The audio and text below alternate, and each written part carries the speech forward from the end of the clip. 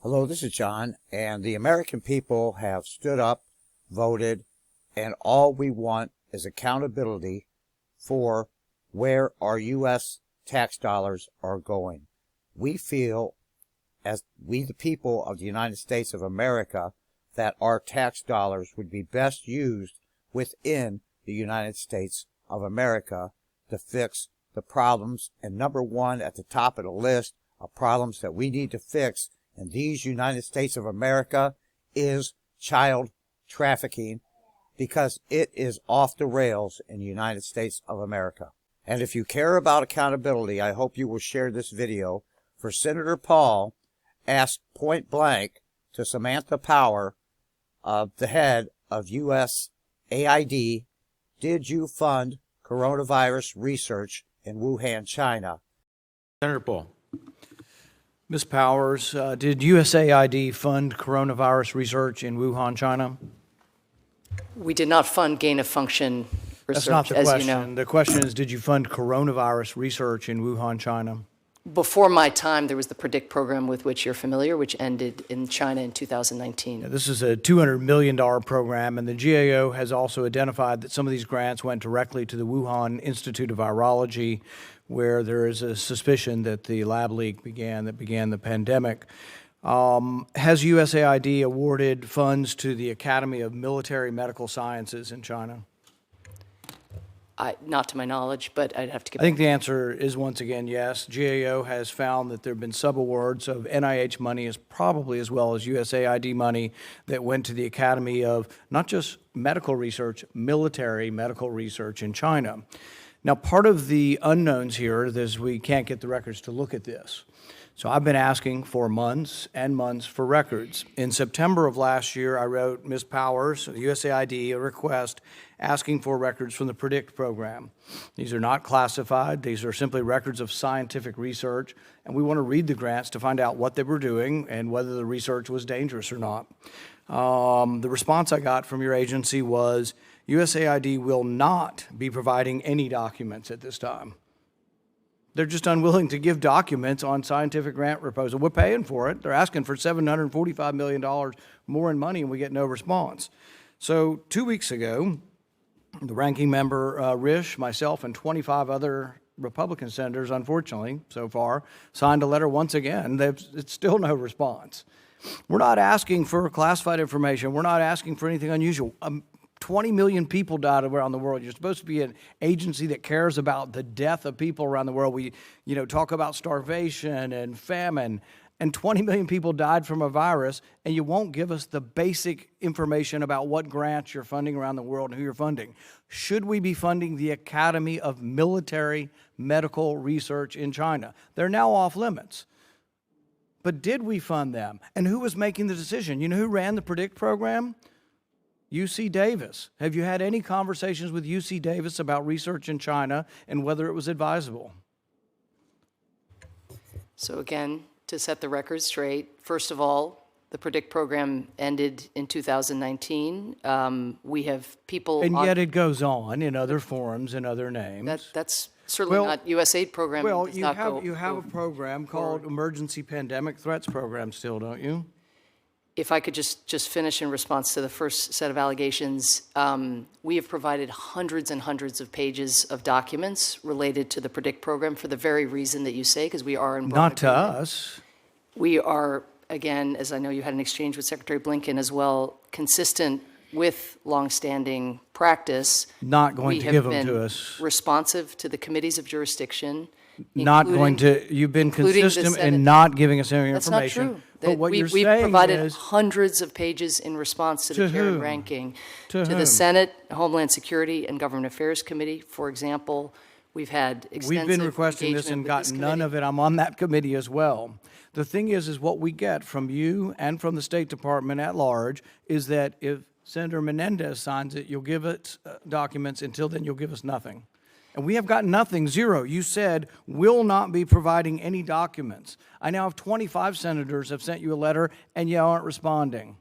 Well, and we want to see the scientific grants. We give you the money, the taxpayers give you the money. We deserve to know where the money went, whether it happened. Look, you're right, it ended in 2019. When did the virus come about?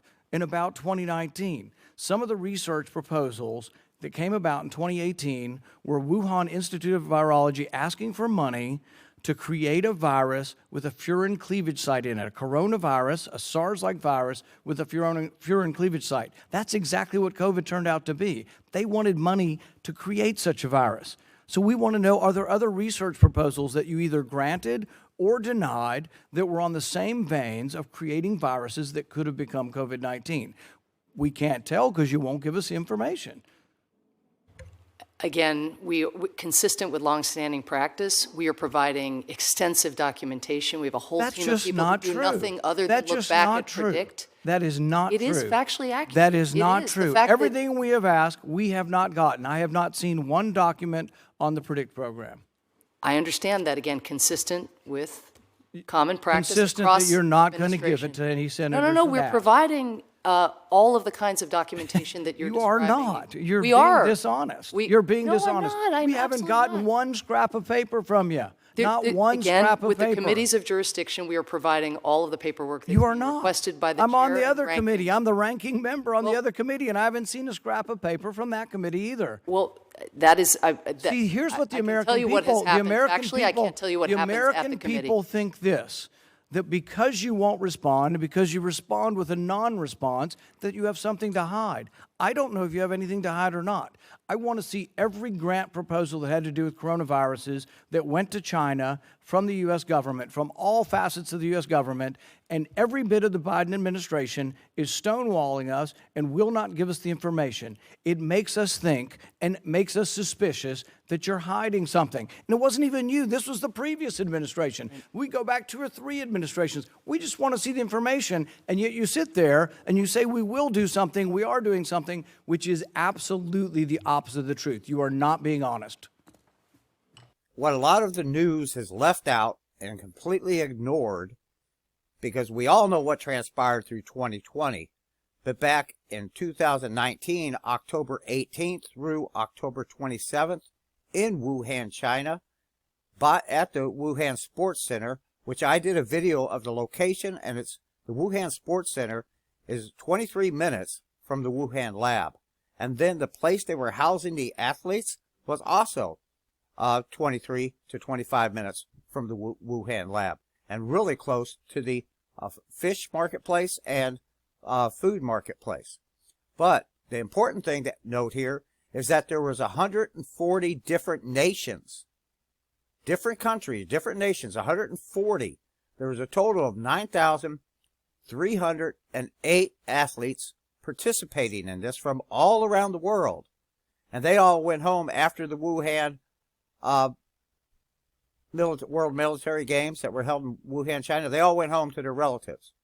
So, and the reason why it's important to know not only the origin, but the time of the release and the facts, all the facts behind what transpired as to this virus going throughout the world. If we would have been a little quicker, maybe to quarantine the athletes, that wouldn't have spread throughout all the world the way it did. And as we move into the future, if we look back, we see, you can search this on Google yourself, Wuhan Military Games 2019, athletes complain about flu-like symptoms. And you can just look that up for yourself, and we need to investigate this, because they knew that the World Military Games were going to be held in Wuhan, China, many, many months before October 19th, 2019. On another channel I had back in January of 2020, I did this video, and it cost me my YouTube account because I was showing how close the Wuhan Institute of Virology was to where they were housing the athletes right there, and how close the games were where the athletes actually competed. It was within 23 to 25 minutes drive time, and highways were not needed. And that video was deleted with other videos that I put out stressing the importance of what transpired in Wuhan, China, because a lot of athletes were reporting of flu-like symptoms. And that channel had over 27,000 subscribers, and it was completely deleted. But now it's okay to talk about that. And now Jim Jordan is getting some very important questions answered. And again, it's just, we need more sunshine in our government here in the United States of America, and in the world for that matter. So here's Jim Jordan getting straight to the point and getting answers. Look forward, the Democrats tell us. Focus on the future. Might have started in a lab, might have happened in nature. But here's the question I keep coming up with. If it may have been a lab, may have been nature, we're supposed to look forward, then why did Dr. Fauci work so hard for just one of those theories? Why was it so important to push one over the other? Dr. Barrett said, oh, we should entertain all hypotheses. Dr. Fauci had his hypothesis, how this started. We should entertain all of them. But that's not what happened. That is definitely not what happened. 3 years ago, if you thought it came from a lab, if you raised that, you were called a nut job. You got censored on Twitter. You were blacklisted on Twitter. You were even called a crackpot by the very scientist who in late January sent emails to Dr. Fauci and said it came from a lab. They called you crackpot. Is that right, Dr. Redfield? I think the most upsetting thing to me was the Baltimore Sun calling me a racist because I said this came from a Wuhan lab. Dr. Redfield, you ran the CDC and you were on the coronavirus task force. Is that right? Correct. That was formed on January 29th, 2020. Is that right? Correct. 2 days later, Dr. Fauci gets an email from Dr. Anderson which says what? Virus looks engineered, virus not consistent with evolutionary theory. Is that accurate? That's my understanding. Next day, I know, did he share that email with you, by the way, Dr. Redfield? No. As a member of the task force, as a head of CDC, did he share that email with you? No. Okay, next day, February 1st, Dr. Gary sends Dr. Fauci another email. That email says, I don't know how this happens in nature, but it would be easy to do in a lab. Did he share that email with you, Dr. Redfield? No. You didn't see either one of those emails, even though you're head of CDC, even though you're on the coronavirus task force that had been formed just 3 days earlier. No. 3 days later, Dr. Anderson and Dr. Gary, who told us it came from a lab in emails to Dr. Fauci that Dr. Fauci wouldn't let Dr. Redfield see, 3 days later, they changed their position 180 degrees. The question is why?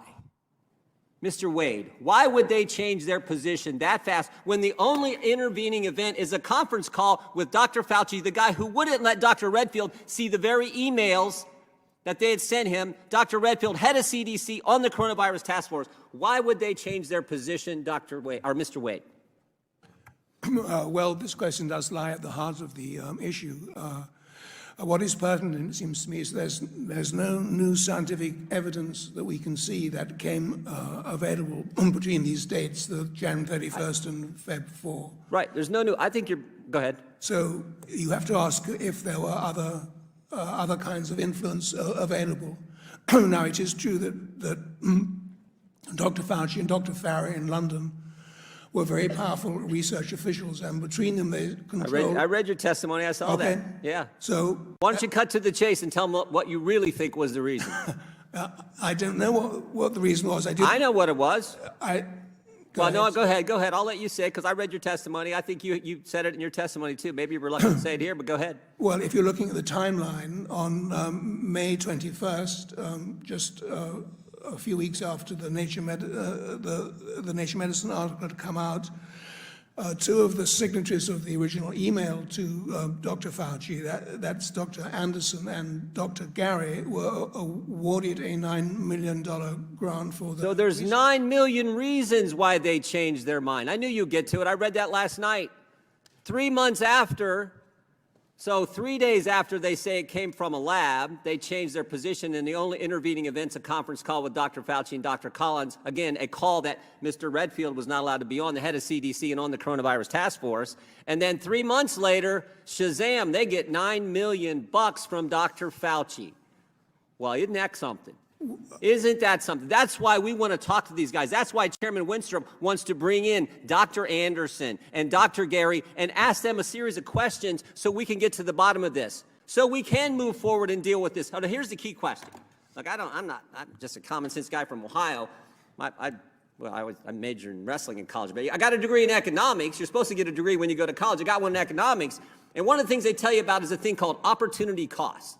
So when you're spending your time making sure that the country believes only one of these theories, you could have been doing what Dr. Redfield was doing in our government, trying to figure out how we deal with this virus. And what was Dr. Fauci doing? He was trying to cover his backside, and everybody knows it. And that's the part that ticks us off, because this is the highest paid guy in our government getting all kinds of money to tell us things that were not accurate. Because we now know U.S. tax dollars went to a lab in China, a lab that was not up to code, a lab that was doing gain-of-function research, and that's where this thing most definitely came from. And Dr. Fauci had to prove, no, he can't have that news getting out.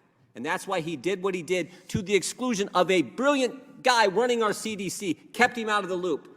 Keeping him out of the loop probably potentially could have harmed America. That's the thing that ticks us all off. And that's why, Mr. Chairman, this hearing is so darn important, and we get to the bottom of really what happened.